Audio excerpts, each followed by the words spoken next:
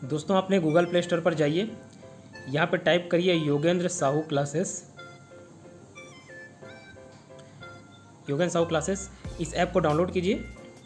इस ऐप में आप सारे गवर्नमेंट एग्ज़ाम्स की तैयारी बहुत ही लो कॉस्ट में कर सकते हैं, साथ ही फ्री टेस्ट सीरीज भी दिला सकते हैं। खास करके ये ऐप सीजी स्टेट के जॉब्स के लिए बनाया गया है।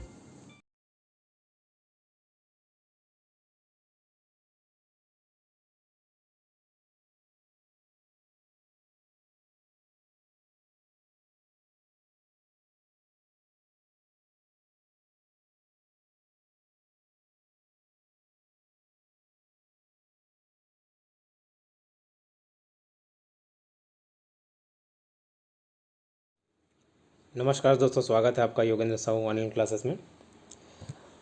मेरे क्लासेस ऑफलाइन अटेंड करने के लिए या फिर पेड ऑनलाइन क्लासेस अटेंड करने के लिए कांटेक्ट करें 8770123687 पर। साथ ही योगेंद्र साहू ऑनलाइन क्लासेस को सब्सक्राइब करें, मेरे चैनल पर जाएं और प्लेलिस्ट में जाकर देखें। आपको कॉम्पिटिटिव एग्ज़ाम से रिलेटेड सारे सब्जेक्ट्स की तैयारी आपको फ्री में करने को मिल जाएंगे। ठीक है, प्लेलिस्ट में जाइए, चाहे आप CGPSC प्री दिला रहे हो, मेंस दिला रहे हो, चाहे इंडिया लेवल के किसी भी एग्ज़ाम्स आप फाइट कर रहे हो, SSC, रेलवे, बैंकिंग, सारे सब्जेक्ट वाइज आपको प्लेलिस्ट में टॉपिक मिल जाएंगे। ठीक है, आप सब्सक्राइब कीजिए चैनल और प्लेलिस्ट में जाके सारे वीडियोस देखिए। धन्यवाद।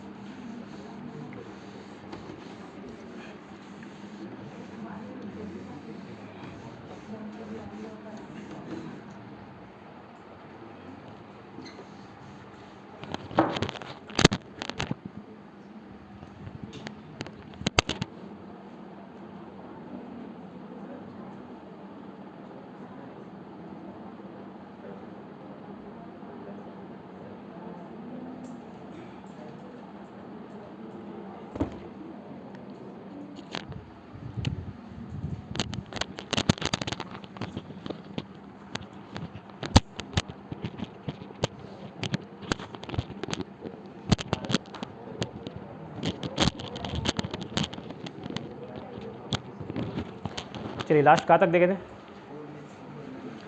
गोलमेज सम्मेलन। ठीक है, कराची अधिवेशन बता दिया था। ठीक है, चलो पहले कहानी बता दे तो उसके बाद लिखा दूंगा सारे फैक्ट्स। 1931 का इरविन पैक्ट बताया था। ठीक है, किसके किसके बीच हुआ? गांधी जी और लॉर्ड इरविन के बीच, है ना। क्या हुआ था? सविनय अवज्ञा आंदोलन चालू हो गया और अपनी चरम सीमा पर था। तो जो इरविन जी थे, ठीक है, वॉइस रहे उस समय के, उन्होंने क्या किया? गांधी जी को न्योता दिया कि बोलिए आपकी क्या मांगे हैं, आप आओ हमें बताओ, हम मानेंगे। ठीक है, तो गांधी जी और इरविन की मुलाकात हुई और ये बात हुई कि ठीक है आप सविनय अवज्ञा आंदोलन बंद कीजिए, ठीक है, और आपकी जो मांगे हम सुनेंगे। तो गांधी जी ने क्या क्या मांग रखा था? एक तो नमक पे टैक्स ना लगाने दिया जाए, ठीक, शराब दुकान के सामने धरना देंगे, है ना, और कई सारी चीज़ें, छोटी मोटी चीज़ें मांगी। और जो युद्धबंदी है वो रिहा होने चाहिए, और वो भी कैसे युद्धबंदी? जो अहिंसा का मार्ग अपनाए हुए थे। ठीक है, वहीं पे इरविन जी ने पूछा था, ठीक है, कि भगत सिंह का क्या करना है? तो उन्होंने साफ साफ बोला, मैंने बोला अहिंसा का मार्ग जो अपनाए थे वो युद्धबंदी रिहा होने चाहिए। बस वहीं पे भगत सिंह जी छूटते छूटते बच गए। ठीक है, उसका काफ़ी विरोध भी हुआ कि आप चाहते तो भगत सिंह को छुड़ा सकते थे, लेकिन आप लोगों ने नहीं छुड़ाया। ठीक है, आगे जी अभी तो ये भगत सिंह उनके रास्ते पे चले नहीं। जस्ट आज को भी टॉपिक है सुभाष चंद्र बोस के बारे में पढ़ेंगे, तो देखेंगे उनको भी अपने रास्ते से कैसे हटाया। ठीक है, तो गोलमेज सम्मेलन में भाग लिया। अब गोलमेज सम्मेलन 3 होते हैं, पहला 1930 में, दूसरा 1931, तीसरा 1932। ठीक है, तो पहले गोलमेज सम्मेलन में कांग्रेस भाग नहीं लेते, कांग्रेस उसका विरोध करते हैं, कांग्रेस उसका उसमें भाग नहीं लेते, है ना। तो इसी वजह से इरविन साहब ने बोला कि आप यार गोलमेज सम्मेलन में आइए, राउंड टेबल कॉन्फ्रेंस बोला जाता है उसको, गोलमेज था इसलिए राउंड टेबल कॉन्फ्रेंस बोला जाता है, इसलिए आप वहाँ आइए और वहाँ बात करेंगे। तो गांधी जी गए। तो एग्ज़ाम में क्वेश्चन, नमस्ते, बड़े दिनों बाद वापसी आपका।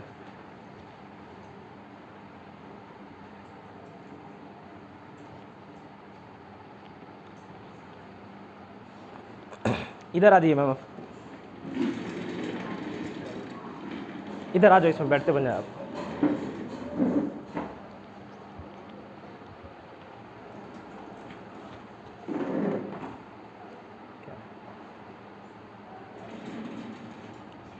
ठीक है, तो कांग्रेस इससे पहले गोलमेज सम्मेलन में भाग नहीं लेती थी। तो सेकंड जो राउंड टेबल कॉन्फ्रेंस हुआ उसमें कांग्रेस को बुलाया गया, उसके रिप्रेजेंटेटिव कौन बन के गए, महात्मा गांधी जी। अब वहाँ क्या हुआ, बी आर अम्बेडकर हर गोलमेज सम्मेलन में भाग लेते थे, ठीक है। तीनों, एक क्वेश्चन पूछा भी जाता है कौन से ऐसे व्यक्ति हैं निम्नलिखित में से कौन से व्यक्ति हैं जिन्होंने तीनों गोलमेज सम्मेलन में भाग लिया, ठीक है। तो नाम आता है बी आर अम्बेडकर जी का, ठीक। तो बी आर अम्बेडकर जी गए 1931 में, वो भी शामिल थे और महात्मा गांधी भी शामिल थे, ठीक। तो महात्मा गांधी पूरे भारत को लेकर चल रहे थे, पूरे भारतीय लोगों की मांग रख रहे थे, लेकिन अम्बेडकर जी क्या अपने जो अनटचेबल्स उस समय के माने जाते थे, जो अछूत माने जाते थे, उनके लिए वो मांग रख रहे थे। तो वहीं पे एक मत नहीं हो पाया, ठीक है, और सब अपने अपने बात रखने लग गए और महात्मा गांधी जी से नाराज़ हो गए, उठ के आ गए, ठीक है। उठ के आए, वापस चीटेड महसूस हुए, है ना। तो वापस आके फिर सविनय अवज्ञा आंदोलन चालू किए और जैसे ही स्टार्ट किया सविनय अवज्ञा आंदोलन 1932 में, फिर से दोबारा उनको क्या कर दिया, पकड़ के जेल में डाल दिया। और कौन से जेल में, तो पुणे मूवमेंट, सविनय अवज्ञा आंदोलन, सिविल डिसओबीडियंस मूवमेंट, ठीक है। इंग्लिश में सिविल डिसओबीडियंस मूवमेंट और हिंदी में सविनय अवज्ञा आंदोलन, ठीक है। टिकटॉक कौन कर रहा है, मत करो बहन का, ठीक है। तो फिर से दोबारा स्टार्ट करने का प्रयास किया गया और तुरंत गांधी जी को पकड़ के क्या जेल में डाल दिया गया, इतना समझ आया, है ना। अब 1931 में ही बी आर अम्बेडकर वहाँ पे क्या मांग रखे कि जो अनटचेबल्स हैं उनको भी एक, उनके लिए भी एक अलग निर्वाचन प्रणाली होनी चाहिए, सेपरेट इलेक्टेड होना चाहिए, पृथक निर्वाचक मंडल होना चाहिए। तो अंग्रेज़ तो इस मौके की तलाश में थे और पहले ही उन लोग भारतीयों को हिंदू, मुस्लिम और सिखाई में बांट चुके थे, हिंदू, मुस्लिम और सिख में बांट चुके थे। मैं 1909, 1919 और 1935 का नियम लास्ट में बताऊँगा। तो 1909 और 1919 के नियम के तहत सिख और मुसलमानों के लिए अलग इलेक्टेड था, ठीक है, अलग ही चुनाव होता था उनको लोग। तो जैसे ही बी आर अम्बेडकर ने मांग आगे रखी कि हिंदुओं में भी ये जो अनटचेबल्स हैं उनको अलग दर्जा दिया जाए, उनके लिए अलग निर्वाचन प्रणाली बनाई जाए, तो अंग्रेज़ों को एक मौका मिल गया हिंदुओं को और बांटने के लिए, ठीक है। बांटो और राज करो की नीति शुरू से अपना ही रहते हैं। तो क्या हुआ, इसके लिए अपॉइंट किया गया रैमजे मैकडोनल्ड, उस टाइम उस समय के प्रधानमंत्री थे ब्रिटेन के, ठीक है, रैमजे मैकडोनल्ड। तो उनकी अध्यक्षता में एक टीम बनाई गई जिनको ये डिसाइड करना था कि सेपरेट इलेक्टोरेट होने चाहिए कि नहीं और इनको माइनॉरिटीज़ मतलब अल्पसंख्यक का दर्जा देना चाहिए कि नहीं, किनको, अनटचेबल्स को, ठीक है, जिसके लिए बी आर अम्बेडकर जी लड़ रहे थे। तो 1932 में ही सांप्रदायिक पंचायत बोला जाता है, कम्युनल अवार्ड, जो रैमजे मैकडोनल्ड ने जो जारी किया घोषणा पत्र, उसको बोला जाता है सांप्रदायिक पंचायत, इंग्लिश में कम्युनल अवार्ड, ये जारी किया गया। और इस बात से गांधी जी बहुत नाराज़ हो गए और बी आर अम्बेडकर जी बहुत खुश हुए, ठीक है, क्योंकि अब माइनॉरिटीज़ का दर्जा मिलेगा, उनके लिए भी अलग से इलेक्शन होगा तो वो रिप्रेजेंट करेंगे, ठीक है। तो पुणे के यरवदा जेल में ही रहते रहते 20 सितंबर 1932 को गांधी जी ने क्या किया, आमरण अनशन की घोषणा कर दी। पहले से ही उनका तबीयत काफ़ी ख़राब था गांधी जी का और आमरण अनशन की घोषणा कर दी। अब 3-4 दिन में गांधी जी का तबीयत बहुत ख़राब हो गया, ठीक। अब जैसे जैसे गांधी जी की हालत ख़राब हुई वैसे वैसे बी आर अम्बेडकर जी की भी हालत ख़राब हुई। क्यों, मालूम था कि इनको कुछ भी हुआ मतलब यार सब के सब मेरे ऊपर चढ़ाई कर देंगे। और गांधी जी के उसूल के पक्के थे। हम लोगों ने असहयोग आंदोलन के दौरान भी देखे ना, चौरी चौरा कांड में एक जगह छोटे से यूपी का क्षेत्र में हिंसा क्या हुआ, वो पूरे आंदोलन को बंद करा दिए। तो अपने उसूल के पक्के थे, ये बी आर अम्बेडकर जी जानते थे, ठीक है। तो ये तो मालूम था कि मर जाएंगे लेकिन अपने वचन वापस नहीं लेंगे। तो मजबूरन 24 सितंबर 1932 को उनके साथ समझौता करना पड़ा, जिसको हम किस नाम से जाने जाते हैं, पूना पैक्ट, ठीक है, पूना समझौता। तो पुणे के यरवदे जेल में हुआ तो इसलिए पूना पैक्ट नाम से जाना जाता है। तो इसमें क्या निर्णय हुआ, गांधी जी ने बोला बी आर अम्बेडकर जी को कि आप इसको बंद करवाइए, किसको, जो कम्युनल अवार्ड है, जो अल्पसंख्यक का दर्जा आप दिला रहे हैं, है ना, अनटचेबल्स को, उसको बंद कराइए। जो पृथक निर्वाचन होने वाला है, सेपरेट इलेक्टेड, उसको बंद कराइए। तो उसके लिए बी आर अम्बेडकर जी मान गए, ठीक है। तो बी आर अम्बेडकर जी पूछे बदले में मेरे को क्या मिलेगा, ठीक है, ये मैं वापस तो ले रहा हूँ लेकिन इसके बदले में क्या मिलेगा। तो बदले में उन्होंने भी आरक्षण की बात की सामान्य निर्वाचन में, ठीक है, सामान्य निर्वाचन में आरक्षण की बात की। और जो केंद्रीय विधानमंडल, राज्य विधानमंडल ये सब में थे तो आरक्षण की बात की। तो एक आरक्षण बंद करके दूसरा आरक्षण दिया गया। अब इसको मैं डीप में नहीं पढ़ूँगी, आरक्षण से मेरे को कोई लेना देना नहीं था, यहाँ चुनाव किस प्रकार का हो रहा है, ठीक है, तो उस पर मैं ज़्यादा डीप जा नहीं रहा हूँ, ठीक है। बस ये याद रखो, एक पृथक निर्वाचन प्रणाली या जो अन्य अल्पसंख्यक लोग थे, अल्पसंख्यक का दर्जा दिया जाना था, वो उसको बंद कर दिया गया, ठीक है। इतना क्लियर हुआ। तो समझौता हुआ किसके किसके बीच, बी आर अम्बेडकर जी और महात्मा गांधी। इसके साथ ही साथ महात्मा गांधी ने बोला कि मैं अब जो अल्पसंख्यक बोलता हूँ, अब जो ये अनटचेबल्स माने जाते हैं उनके लिए भी मैं कुछ ना कुछ करूँगा। तो 1932 में गांधी जी का तबीयत जैसे ही ख़राब होते रहता है तो अंग्रेज़ क्या करते हैं, इसको छोड़ देते हैं कि मालूम था अगर जेल में ही इनकी मृत्यु हो जाएगी तो जो इतने फॉलोअर्स हैं चढ़ जाएंगे, ठीक है, तो उनको छोड़ दिया गया। तो जैसे ही वो वहाँ से निकले तो अब उनका रास्ता क्या था कि अनटचेबल्स जो लोग हैं उनके अंदर राजनीतिक चेतना जगाना, ठीक है, उनको जो राष्ट्रीय आंदोलन है उसमें पार्टिसिपेट कराना, तो ये उनका परम लक्ष्य बन गया। इसलिए 1932 में ही उन्होंने अनटचेबल्स को नाम दिया हरिजन, ठीक है, हरि के जन, ठीक है, हरि मतलब विष्णु, उनके जन के नाम क्या नाम से जाने गए, हरिजन। तो हरिजन सेवक संघ की स्थापना की गई, ठीक है, हरिजन सेवक संघ की स्थापना की गई कब, 1932 में, ठीक है। तो ये बी आर अम्बेडकर जी से प्रॉमिस किए थे तो किए, तो पूरे साल भर में 1932-33 में ये घूम घूम के अलग अलग जगह के लोगों को इकट्ठा किए, उसके अंदर राजनीतिक चेतना जगाने का प्रयास किया, उन लोगों को राष्ट्रीय आंदोलन में सम्मिलन करने का प्रयास किया, ठीक है। और 1933 में ही हरिजन नाम की एक पत्रिका भी जारी की। तो यहाँ से याद रहेगा 1932 में हरिजन सेवक संघ की स्थापना की, 1933 में हरिजन नामक पत्रिका निकाला, ठीक है, इतना क्लियर। अब ये जो 3 राउंड टेबल कॉन्फ्रेंस हुआ 1931, 30, 31, 32 को, तीनों, इसमें कांग्रेस ने तो पार्टिसिपेट किया नहीं, बस एक में गए, वो भी फेल हो गया। इसमें जितने सारे प्रावधान, जितने सारे जो प्रोविजंस थे, जिस पे निर्णय लिए गए था, डिसीजन लिए गए थे, इनको क्या किया, उठा के 1935 का एक अधिनियम आता है, आगे बताऊंगा, उसमें डाल दिया गया, ठीक है। तो 1935 का अधिनियम अभी स्किप कर रहा हूँ, इतना हुआ। तो यहाँ बी आर अम्बेडकर और गांधी जी की कहानी खत्म होती है। फिर आते हैं नेक्स्ट 1938 का कांग्रेस सेशन। कांग्रेस सेशन किसने भाग लिया बताइए, कांग्रेस कौन अध्यक्षता किया था 1938 का, कहाँ पे हुआ था, ठीक है, हरिपुरा कहाँ है, गुजरात में, ठीक है, गुजरात में, हरिपुरा गुजरात में।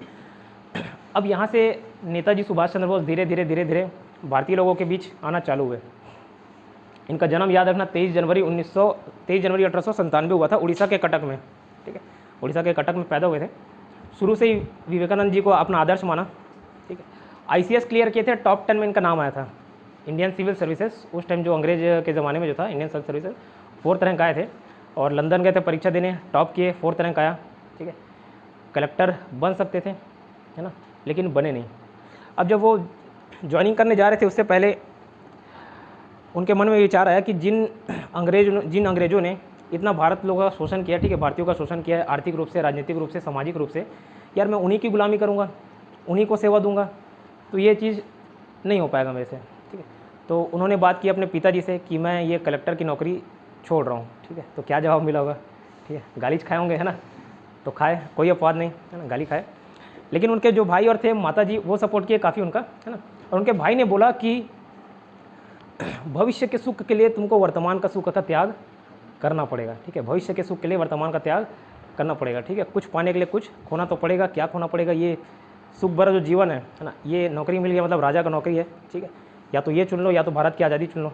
तो सुभाष चंद्र बोस जी बोले ठीक है मैं ये चुनूंगा, ठीक है। तो वहीं से उनके दिमाग में आया कि कुछ पाने के लिए भाई कुछ सेक्रीफाइस करना पड़ता है, इसलिए आगे चल के एक नारा दिए थे, तुम मुझे खून दो मैं तुम्हें आज़ादी दे दूंगा, ठीक है। तो ऐसे ही सोचोगे कि बैठे बैठे ये सामने वाला खून बहा ले और मैं चुपचाप बैठ रहा हूँ, ऐसा तो होगा नहीं, ठीक है, तुमको भी खून देना पड़ेगा अगर आज़ादी चाहिए तो, ठीक। तो यहाँ से धीरे धीरे ये नेताजी सुभाष चंद्र बोस जो थे काफ़ी उभरे, है ना, लाइमलाइट में आए। और आगे चल के 1938 में इनको कांग्रेस अधिवेशन के लिए अध्यक्षता करने का मौका मिला, ठीक है, अवसर मिला 1938 हरिपुरा में। अब इनकी ये समय था जो गांधी जी की छवि धीरे धीरे डाउन हो रही थी, ठीक है। उनके जो आदर्श थे मानने वाले कम हो गए थे, उनके जो फॉलोअर्स थे थोड़े से कम हो गए थे, और जो नए विचारधारा के लोग थे जैसे नेताजी सुभाष चंद्र बोस, ठीक है, नए विचारधारा के लोग थे वो धीरे धीरे राइज हो रहे थे, ऊपर आ रहे थे, ठीक है। तो ये साफ साफ दिख रहा था 1938 के हरिपुरा में अध्यक्षता करते कौन, सुभाष चंद्र बोस। जस्ट 1939 में 1939 में कहाँ पे होता है अध्यक्षता, त्रिपुरा अधिवेशन होता है, वहाँ पे भी सुभाष चंद्र बोस जी आगे आए और बोले कि इसकी भी अध्यक्षता मैं करूँगा। गांधी जी बोले पिछले बार तो बने थे ना और क्यों दोबारा, बोले कि नहीं फिर भी बनूंगा। तो गांधी जी का ईगो हट हो गया, बोले ठीक है बनना है, चुनाव होगा। इससे पहले सर्वसम्मति से होता था, मतलब सभी के सभी मिलते थे, राजी होते थे, ठीक है यार इसको अध्यक्ष बनाया जाए, ऐसा बनता था। चुनाव कभी इससे पहले हो नहीं रहा था। तो गांधी जी का ईगो हट हुआ, वो आगे बोले ठीक है अध्यक्ष बनना है, हाँ बनना है। नाम सामने किए किसका, पट्टाभी सीतारामैया का, ठीक है। बोले कि वोट करो, जीत जाओगे तो बन जाना। और सही में वोटिंग हुआ तो गांधी जी खुद एक्सपेक्ट नहीं किए थे कि यार नेताजी सुभाष चंद्र बोस जीत जाएंगे, ठीक है। तो नेताजी सुभाष चंद्र बोस अच्छे अंतर से जीते और अध्यक्षता करने का मौका किसको मिल गया, नेताजी सुभाष चंद्र बोस। और पट्टाभी सीतारामैया हार गए। वो पट्टाभी सीतारामैया की हार मतलब गांधी जी की हार, ठीक है। तो गांधी जी को समझ नहीं यार इतने फॉलोअर्स दिखते सामने बट यार कोई वोट नहीं किया, ये चीज़ समझ नहीं आया उनको। तो इन लोगों के बीच मतभेद होना चालू हो गया। क्यों, गांधी जी की विचारधारा अलग थी, नेताजी की विचारधारा अलग थी, सुभाष चंद्र बोस की विचारधारा अलग है। इनका एक कन्वर्सेशन भी हुआ बीच में। गांधी जी बोलते हैं कि साधन और साध्य दोनों पवित्र होना चाहिए। जो हमारा लक्ष्य है और उस लक्ष्य को प्राप्त करने के लिए जो हम मार्ग अपना रहे हैं, जो साधन अपना रहे हैं, वो भी पवित्र होना चाहिए। लक्ष्य क्या है? भारत की आज़ादी। और साधन जो मार्ग है वो क्या? सत्य और अहिंसा का मार्ग, है ना। ये किसकी विचारधारा थी? गांधी जी की। सुभाष चंद्र बोस जी ने उनको रिप्लाई किया कि बस लक्ष्य पवित्र होना चाहिए और केवल लक्ष्य पवित्र होना चाहिए, मार्ग पवित्र हो या फिर अपवित्र हो। ठीक, जैसे मैं महाभारत का युद्ध भी एक दिन कहानी बता रहा था ना, धर्म की स्थापना के लिए कभी कभार अधर्म का मार्ग अपनाना पड़ते हैं। महाभारत का युद्ध भी देखे होगे तो कोई ऐसा महारथी नहीं था जो मतलब युद्ध को जिता सकता था कौरवों को, है ना। तो सभी महारथी को चीटिंग करके मारा गया, चाहे वो भीष्म पितामह ले लो, है ना, द्रोणाचार्य ले लो, ठीक है, दुर्योधन ले लो जो फाइनल मैच चल रहा था, कर्ण ले लो। तो नेताजी सुभाष चंद्र बोस का भी यही विचारधारा था। वो बोले केवल और केवल लक्ष्य पवित्र होना चाहिए, है ना। और भारत की आज़ादी के लिए अगर मुझे अधर्म का मार्ग अपनाना पड़े मैं अपनाऊंगा, ठीक है। अपनी जान देना पड़े मैं दूंगा, दूसरों की जान लेनी पड़े लूँगा, ठीक है, लेकिन मेरे को भारत की आज़ादी चाहिए, ठीक। अब यहाँ जब चुनाव हार गए गांधी जी, ठीक है, इनडायरेक्ट गांधी जी बोल रहा हूँ, पट्टाभी सीताराम भैया थे, तो क्या किया उनका ईगो हट हुआ। अब उन लोगों ने क्या किया? अड़चन डालना चालू कर दिया, सुभाष चंद्र बोस काम ना कर पाए करके, क्योंकि मालूम था यार अगर ये पूरा कांग्रेस इनकी तरफ चले जाएगा, झुकाव हो जाएगा इनकी तरफ, तो मेरी विचारधारा तो कहीं नहीं रहेगी, उसका अस्तित्व ही खत्म हो जाएगा। जो सत्य और अहिंसा मैं इतने साल से लागू कर रहा हूँ यहाँ, वो फिर काम नहीं आएगा। तो खुद तो इस्तीफा देने की बात कही, साथ में कार्यकारिणी समिति रहती थी, एग्जीक्यूटिव कमेटी जो काम करती थी, कांग्रेस की एक कार्यकारिणी समिति थी। ये जो बता रहा हूँ याद करने पे जोर मत डालना, मैं जितना याद करना होगा उसको लिखा दूंगा, तो ये पूछता नहीं है लेकिन एक कार्यकारी समिति थी, 14 लोगों की टीम थी वो, तो उसमें 12 लोगों ने इस्तीफा दे दिया। गांधी जी के कहने पर 12 लोगों ने इस्तीफा दे दिया। तो ऐसे लाइन से हर कोई विरोध करते जा रहा था, किसका? नेताजी सुभाष चंद्र बोस का। तो सुभाष चंद्र बोस जी थोड़े से फिर डीमोटिवेटेड हो गए कि यार मैं किसके लिए लड़ रहा हूँ यार, आप लोगों के लिए लड़ रहा हूँ, ठीक है, मैं अकेले को थोड़ी ना आज़ादी चाहिए, आप लोगों को आज़ादी दिलाने की बात कर रहा हूँ और आप ही लोग मेरा साथ नहीं दोगे तो कैसे काम चलेगा। तो वो क्या करते हैं? अध्यक्ष पद से इस्तीफा दे देते हैं, लो यार कर लो दस्ता, ठीक है। और वहीं से 1939 में फॉरवर्ड ब्लॉक की स्थापना करते हैं, ठीक है। फॉरवर्ड ब्लॉक की स्थापना करते, आगे देखेंगे कैसे आज़ाद हिंद फौज ये सब शामिल हुआ और कई सारे जो नॉर्थ ईस्टर्न स्टेट थे उनको जिता के दिया भी, है ना। लास्ट में दिल्ली चलो का नारा दिया भी थे, है ना, और दिल्ली सही में चले भी जाते, हरा देते। अगर मैं एक वॉर बताया था इंडियन आर्मी कैसे साफ़ हो गई एयर स्ट्राइक होने पे, ठीक, तो उस समय वो आज़ादी दिलाई दिए रहते। क्लियर? यहाँ तक किसी को कोई डाउट? ठीक है, इतना डीप समझ आया? इससे ज़्यादा डीप नहीं बताने के दो कारण, पहला एग्ज़ाम में नहीं आता, दूसरा मेरे को नहीं आता, ठीक है। चलिए लिखना चालू कीजिए। गोलमेज सम्मेलन हेडिंग डालिए।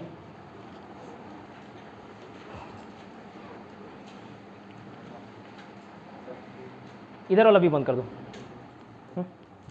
वही बोले थे, ठीक है। गोलमेज सम्मेलन,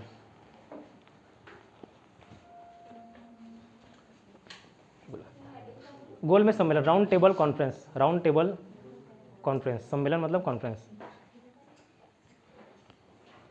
27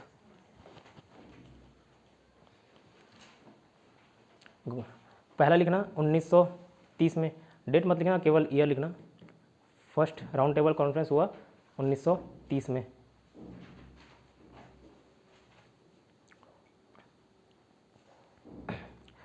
सेकंड लिखना 1931 में।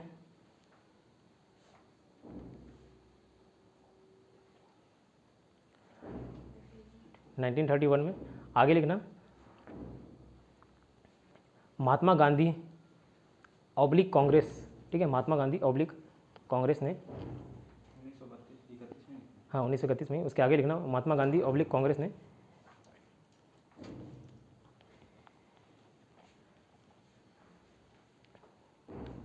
इस सम्मेलन में भाग लिया, इस सम्मेलन में भाग लिया।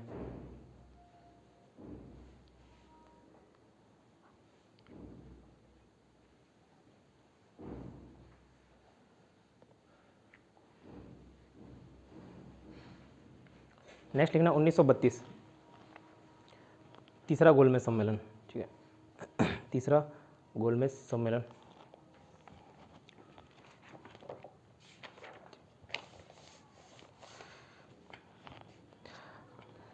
ठीक है, तीसरा गोलमेज सम्मेलन हुआ। जस्ट नीचे पॉइंट लिखना, कांग्रेस केवल दूसरे गोलमेज सम्मेलन भाग ली, उसके अलावा उसका बहिष्कार किया, ठीक है।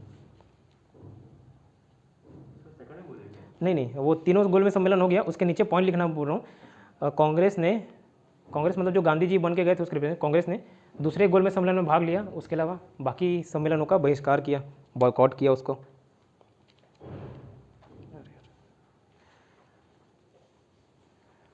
काम करो, छत ले आकर उसको लगा दो गेट को। हाँ बस हो गया, ठीक है। और बी आर अम्बेडकर जी ऐसे व्यक्ति थे जिन्होंने तीनों गोलमेज सम्मेलन में भाग लिया, ये पॉइंट लिखना नीचे।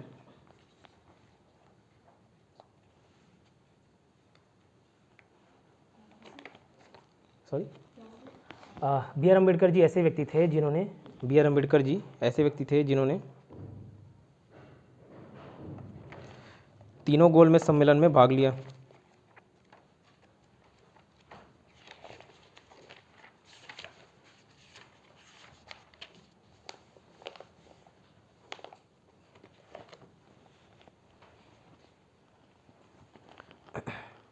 एक मोहम्मद अली जिन्ना नाम मिलता है, मोहम्मद अली जिन्ना नहीं, मौलाना मोहम्मद अली, वो दूसरे हैं, मौलाना मोहम्मद अली। नेक्स्ट पॉइंट, हाँ उसी के नीचे पॉइंट लिखना, मौलाना मोहम्मद अली।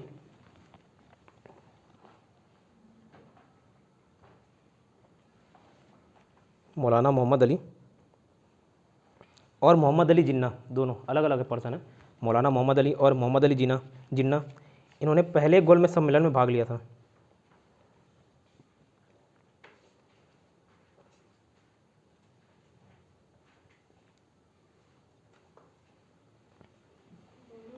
हाँ नहीं सॉरी, दोनों ने, हाँ पहले गोलमेज सम्मेलन में भाग लिया था, ठीक है।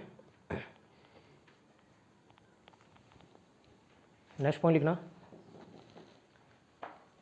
के टी पॉल ने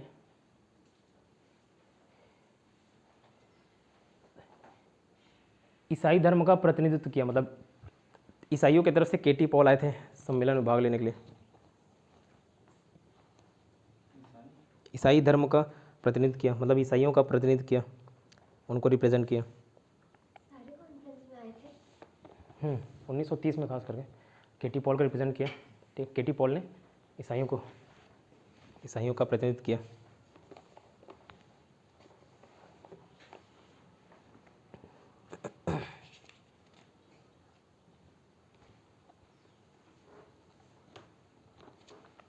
अब ऐसे ऐसे क्वेश्चंस पूछ देता है, जैसे एक एग्ज़ाम में पूछा हुआ है यूपी पीसीएस के मेंस में, जब गांधी जी द्वितीय गोलमेज सम्मेलन में भाग लेने गए तो लंदन में कहाँ पे ठहरे हुए थे, कौन से होटल में ठहरे हुए थे, किस जहाज़ से गए, ठीक है। तो पूछा है इसलिए मैं लिखा रहा हूँ, ठीक, तो लिख लो। जब गांधी जी दूसरे गोलमेज सम्मेलन में भाग लेने गए थे लंदन, तो किंग्सले होटल में रुके थे, ठीक, किंग्सले हॉल में, किंग्सले,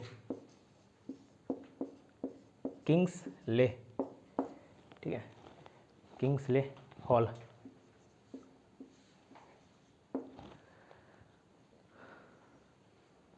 किंग्सले हॉल में रुके थे, किंग्सले हॉल में। और कौन से नाव से गए थे, मतलब कौन से जहाज़ से, तो Rajputana, SS Rajputana.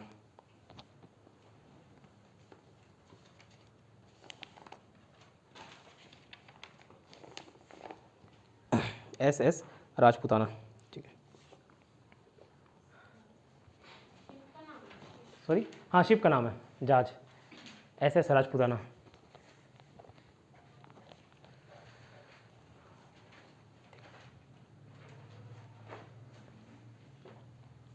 B R Ambedkar ji ने दलित वर्गों का प्रतिनिधित्व किया।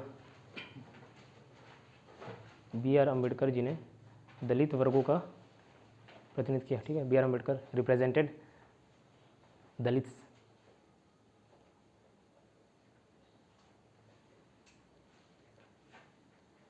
B R Ambedkar represented Dalits, ठीक है। अब क्यों फेल हुआ, बताया था क्यों फेल हुआ, पूछता क्वेश्चन, द्वितीय गोलमेज सम्मेलन क्यों फेल हो गया, जब इरविन ने खुद उनको भारतीय लोगों को बुलाया, यहाँ पे कांग्रेस को बुलाया, क्यों फेल हुआ। सांप्रदायिक प्रतिनिधित्व के कारण, मतलब सब अपने अपने, ईसाई धर्म वाले बोल रहे थे कि ईसाई धर्म को ऐसा करो, मुस्लिम वाले मुस्लिम, ठीक है। उसके बाद बी आर अम्बेडकर जी आ गए, वो अलग लड़ रहे थे, ठीक है। तो द्वितीय गोलमेज सम्मेलन के असफल होने का कारण था, reason behind failure of second round table conference was द्वितीय गोलमेज सम्मेलन के असफल होने का कारण था सांप्रदायिक प्रतिनिधित्व, ठीक है, कम्युनल रिप्रेजेंटेशन बोलेंगे शायद, ठीक। प्रतिनिधित्व,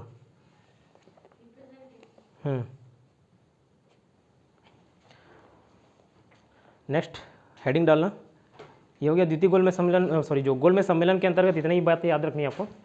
नेक्स्ट इसके बाद क्या बताया था, देखो जो प्रतिनिधित्व,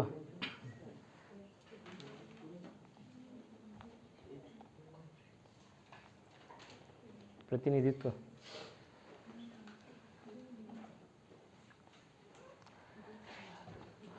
तो जब जैसे बी आर अम्बेडकर जी ने दलितों को अल्पसंख्यक मानने का प्रावधान की बात कही, ठीक है, तुरंत अंग्रेजों को मौका मिल गया। क्या बताया था, एक प्रधानमंत्री थे उस समय रेमजे मैकडोनल्ड, उनको ये टीम बनाने को बोला गया और बोला गया कि इसके संबंध में निर्णय लीजिए कि उनको अल्पसंख्यक मानना है कि नहीं, उनको सही में एक पृथक निर्वाचक प्रणाली देनी है कि नहीं देनी है ना। तो 1932 में उन्होंने सांप्रदायिक पंचाट लागू किया, ठीक है, सांप्रदायिक पंचाट उन्होंने घोषणा किया कि ऐसा होगा, उसी को नाम से जानते हैं हम, किस नाम से, सांप्रदायिक पंचाट या कम्युनल अवार्ड। तो नेक्स्ट हेडिंग डालो, communal award and Poona pact, communal award and Poona pact, सांप्रदायिक पंचाट और पूना समझौता, ब्रैकेट में डाल लेना 1932।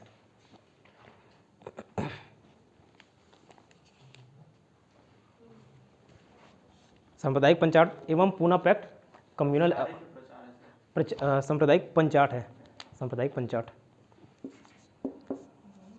पंचाट, ठीक है, सांप्रदायिक पंचाट, पूना पैक्ट, पूना समझौता, पूना समझौता, सांप्रदायिक पंचाट, कम्युनल अवार्ड, पूना समझौता, पूना पैक्ट 1932 1932,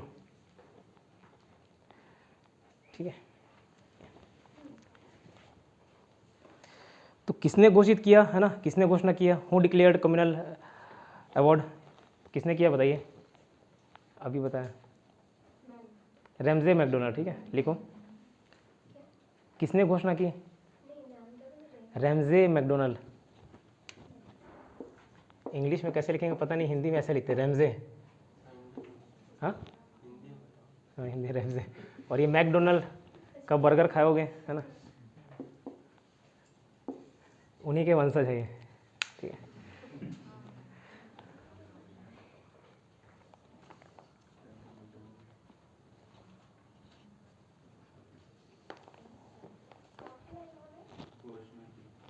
क्या किया सांप्रदायिक पंचायत की घोषणा की, ठीक है।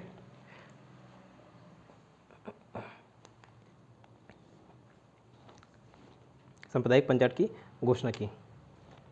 नीचे लिखना, ये सांप्रदायिक पंचायत किसके लिए था, तो अछूतों के लिए था, अनटचेबल्स के लिए, अनटचेबल्स के लिए, ठीक है, अछूतों के लिए था, अनटचेबल्स के लिए।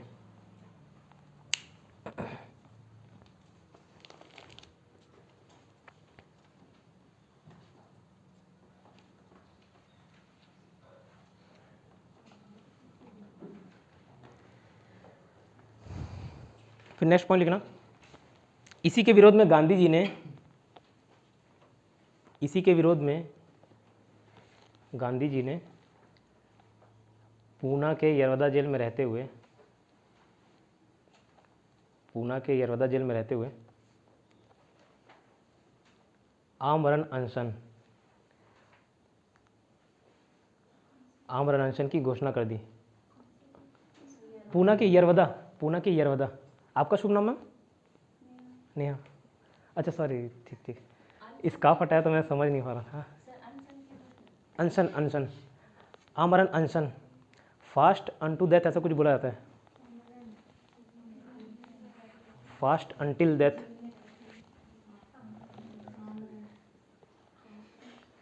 आमरण मतलब जब तक मर नहीं जाऊंगा वाला भाई, आमरण, और कैसे समझ, हाँ ठीक,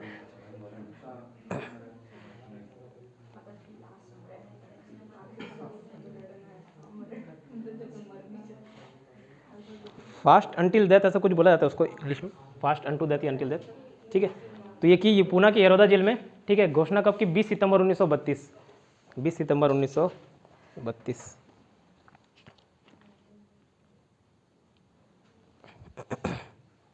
बीस सितंबर को याद रखना क्या? हाँ, लिखा रहा हूँ तो याद रखना है, ठीक है। 20 सितंबर 1932 को, ठीक है।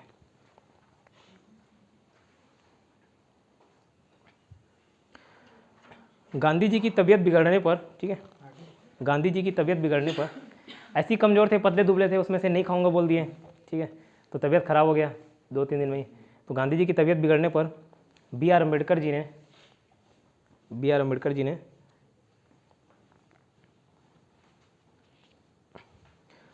समझौता करने का प्रयास किया, समझौता करने का प्रयास किया, समझौता करने का प्रयास किया।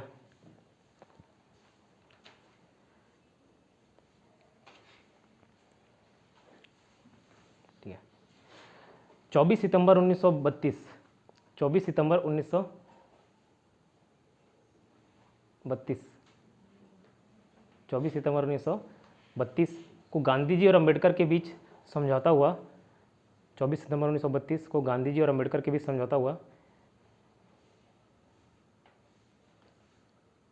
जिसे हम पूना समझौता के नाम से जानते हैं, ठीक है, पूना समझौता के नाम से जानते हैं।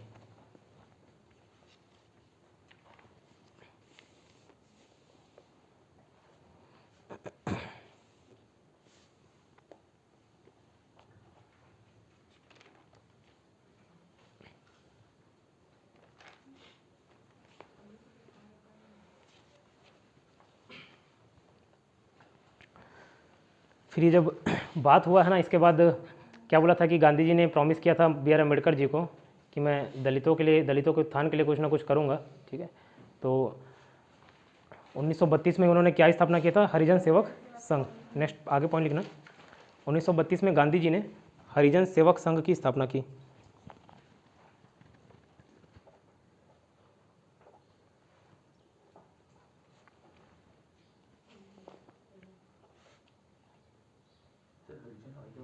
हरिजन सेवक संघ, ठीक है, हरिजन सेवक संघ की स्थापना की, ठीक है। और एक हरिजन नाम का साप्ताहिक पत्र निकाला, ठीक है, साप्ताहिक पत्रिका, हरिजन नामक साप्ताहिक पत्रिका।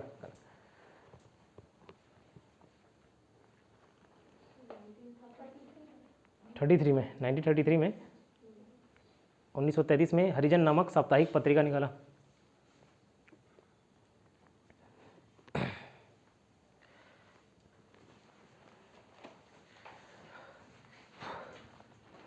अब ये पूछा जाता है अखिल भारतीय जो अखिल हरिजन सेवक संघ या उसको अखिल भारतीय हरिजन सेवक संघ, दोनों एक ही नाम है, ऑल इंडिया ऐसा बोला जाता है, ठीक है, ऑल इंडिया हरिजन सेवक संघ।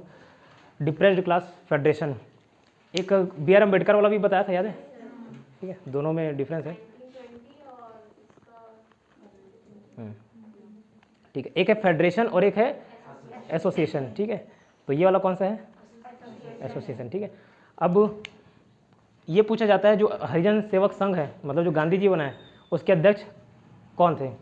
तो स्वाभाविक सी बात है भाई, जो उसकी स्थापना किसने की? गांधी जी ने, तो अध्यक्ष भी कौन होगा? नहीं थे, ठीक है, लिखो बिड़ला अध्यक्ष, बिड़ला, उसका बिड़ला यार, एक मिनट रुको, घनश्याम दास बिड़ला। अखिल भारतीय हरिजन सेवक संघ, अखिल भारतीय हरिजन सेवक संघ के अध्यक्ष बनाए गए घनश्याम दास बिड़ला जी को, ठीक है, घनश्याम दास बिड़ला जी को, घनश्याम दास बिड़ला जी को।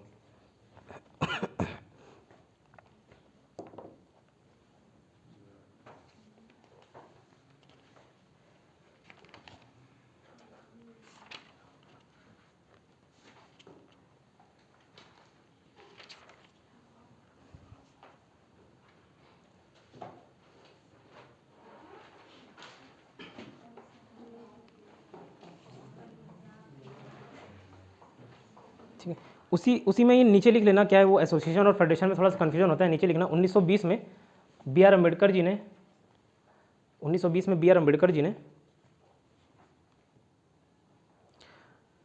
The all India depressed class federation, इसको इंग्लिश में लिखना, the all India depressed class federation की स्थापना की, फेडरेशन की स्थापना की।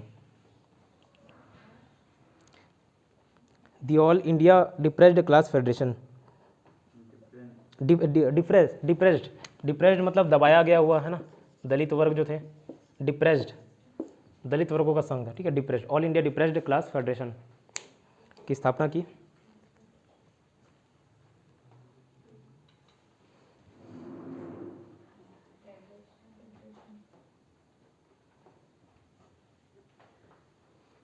अब जैसे गांधी जी और नेताजी के बीच नहीं पड़ता था, वैसे गांधी जी और बी आर अम्बेडकर जी के बीच भी नहीं पड़ता था। तो एक स्टेटमेंट बोला था अम्बेडकर जी ने, महात्मा गांधी क्षणिक भूत की भांति धूल उठाते हैं लेकिन स्तर नहीं उठाते अपना, ठीक है। तो लिखो स्टेटमेंट,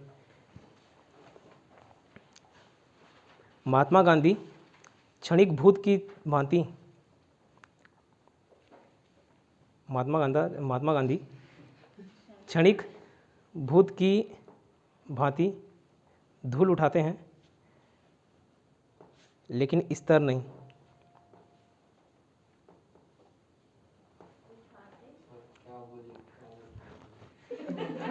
भांति उठाते भाई, धोती नहीं उठाते, भांति उठाते हैं, मतलब उसकी भांति, क्षणिक भूत की भांति धूल उठाते हैं, ठीक है, लेकिन स्तर नहीं उठाते,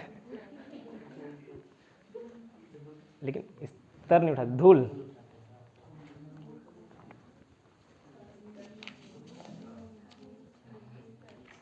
स्तर नहीं उठाते, लेवल नहीं उठाते अपना। अम्बेडकर जी सर, हाँ, किसने बोला? तो अम्बेडकर जी ने बोला, ठीक है, बी आर अम्बेडकर।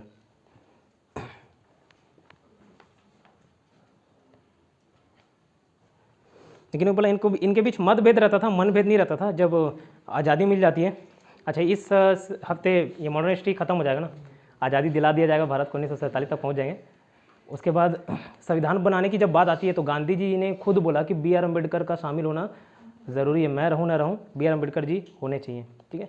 और वहीं जब युद्ध छेड़ रहे थे नेताजी, है ना, अंग्रेज़ों के खिलाफ, तब भी उन्होंने रेडियो पे, ऑल इंडिया रेडियो जो था ना, उसमें बोला था कि राष्ट्रपिता हम आपका आशीर्वाद चाहते हैं इस अंतिम घड़ी में, ठीक है। तो ये चीज़ मतभेद था, मनभेद नहीं था, ठीक है। ये वाला टॉपिक ख़त्म होता है।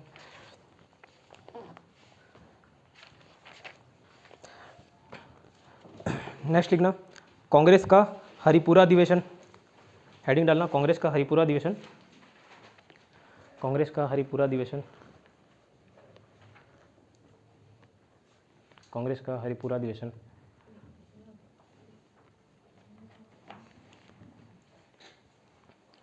नीचे बस इतना लिखना, इसकी अध्यक्षता सुभाष चंद्र बोस ने की थी, इसकी अध्यक्षता सुभाष चंद्र बोस ने की, इसकी अध्यक्षता सुभाष चंद्र बोस ने की, सुभाष चंद्र बोस ने की। फिर नेक्स्ट हेडिंग डालना, कांग्रेस का त्रिपुरी अधिवेशन, है ना, Tripuri session of Congress, Tripuri session, ठीक है, कांग्रेस का त्रिपुरी सेशन, ये 1939, वो हरिपुरा वाला 1938 लिख लेना, ये 1939 में हुआ है।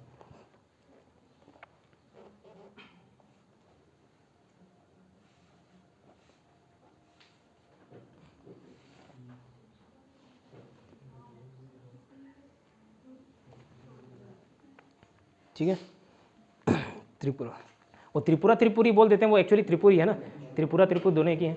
कहाँ पे त्रिपुरी? नॉर्थ ईस्ट ना, नहीं है, त्रिपुरी जबलपुर है, एमपी, वो त्रिपुरा एक अलग स्टेट है, जबलपुर एमपी वाला है। खैर नहीं पूछेगा, आपकी जानकारी के लिए बता दिया। 38 हरिपुरा 38 है, हरिपुरा 38 है, त्रिपुरी 39 है। किसमें? हाँ बता रहा हूँ वही बता रहा हूँ, ठीक है, त्रिपुरी सेशन, ठीक है। नहीं, अब इसमें भी क्या बोला कि सुभाष चंद्र बोस बोले कि मैं इसकी भी अध्यक्षता करना चाहूँगा। इससे पहले तो निर्विरोध चुने गए थे, ठीक है, सर्वसम्मति से, लेकिन जब 1939 की बात आई तो उसमें गांधी जी ने क्या बोला कि आप एक बार तो अध्यक्षता कर चुके हैं, दोबारा क्यों? फिर भी नेताजी अड़े रहे और इधर गांधी जी भी अड़े रहे, तो सामने चुनाव करा दिए, ठीक है, इलेक्शन करा दिए कांग्रेस के बीच ही, ठीक है। तो लिखना नेक्स्ट, नेताजी सुभाष चंद्र बोस, नेताजी सुभाष चंद्र बोस, नेताजी सुभाष चंद्र बोस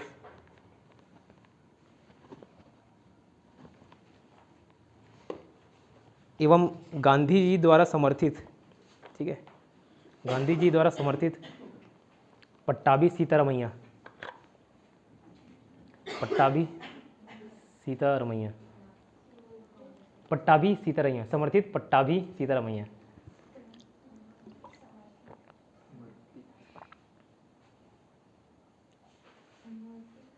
समर्थित, समर्थित सपोर्ट किए उनके द्वारा समर्थन, समर्थन मतलब सपोर्ट करना,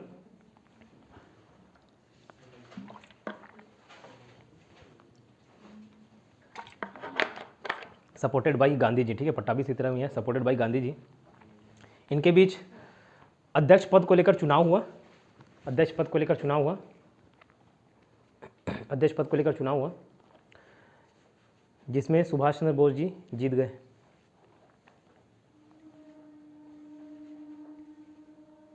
जिसमें सुभाष चंद्र बोस जी जीत गए।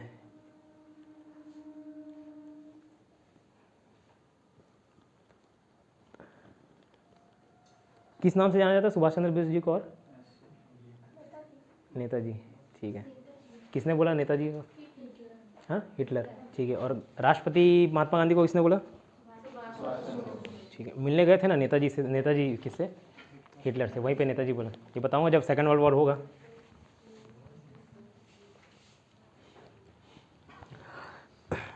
क्या लिखे लास्ट? सुभाष चंद्र बोस जी चुने गए, ठीक है। लेकिन गांधी जी और उनके समर्थक के विरोध के चलते हुए, देखो गांधी जी और उनके समर्थक, लेकिन गांधी जी और उनके समर्थक, फॉलोअर्स बोल रहा हूँ, सपोर्टर्स बोल रहा हूँ, ठीक है, गांधी जी और उनके समर्थक के विरोध के चलते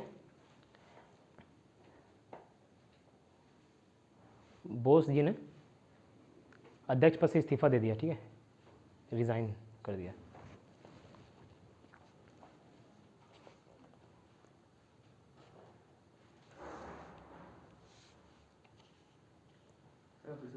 जी, गांधी के विरोध के चलते, ठीक है, विरोध मतलब विरोध के चलते